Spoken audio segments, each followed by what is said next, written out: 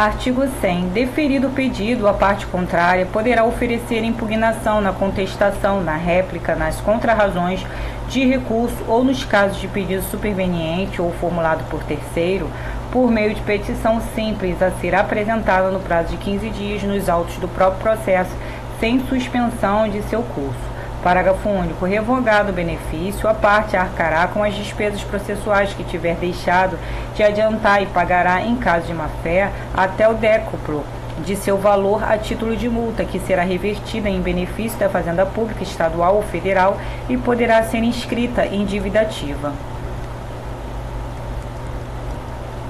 Artigo 101.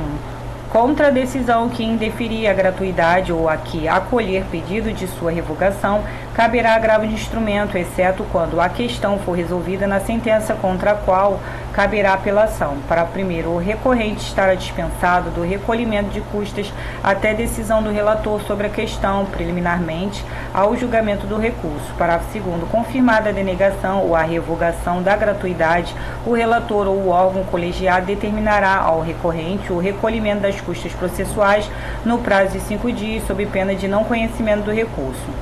Artigo 102.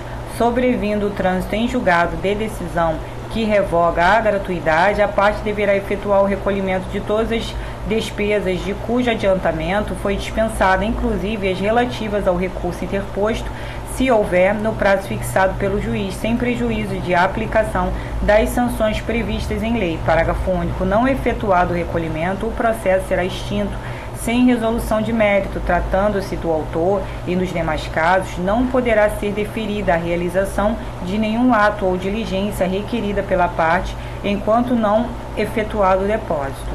Capítulo 3. Dos procuradores. Artigo 103. A parte será representada em juízo por advogado regularmente inscrito na Ordem dos Advogados do Brasil. Parágrafo único. É lícito a parte postular em causa própria quando tiver habilitação legal. Artigo 104. O advogado não será admitido a postular em juízo sem procuração, salvo para evitar preclusão, decadência ou prescrição ou para praticar ato considerado urgente. Para primeiro, nas hipóteses previstas no caput, o advogado deverá, independentemente de caução, exibir a procuração no prazo de 15 dias, prorrogável por igual período, por despacho do juiz. Parágrafo segundo, o ato não ratificado será considerado ineficaz relativamente àquele em cujo nome foi praticado, respondendo o advogado pelas despesas e por perdas e danos. Artigo 105. A procuração geral para o fórum, outorgada por instrumento público ou particular assinado pela parte, habilita o advogado a praticar todos os atos do processo, exceto receber citação, confessar, reconhecer a procedência do pedido, transigir, desistir, renunciar ao direito sobre o qual se funda a ação, receber, dar quitação, firmar compromisso e assinar declaração de hipossuficiência econômica que devem constar de cláusula específica. Parágrafo primeiro, a procuração pode ser assinada digitalmente na forma da lei. Parágrafo segundo, a procuração deverá conter o nome do advogado, seu número de inscrição na Ordem dos Advogados do Brasil e endereço completo. Parágrafo terceiro, se o outorgado integrar sociedade de advogados, a procuração também deverá conter o nome dessa, seu número de registro na Ordem dos Advogados do Brasil e endereço completo. Parágrafo 4º. Salvo disposição expressa em sentido contrário, constante do próprio instrumento,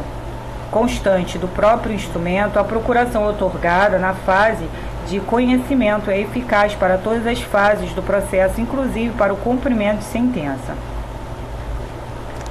Artigo 106. Quando postular em causa própria, incumbe ao advogado, inciso 1, declarar na petição inicial ou na contestação o endereço, seu número de inscrição na Ordem dos Advogados do Brasil e o nome da sociedade de advogados da qual participa para o recebimento de intimações. Inciso 2, comunicar ao juízo qualquer mudança de endereço.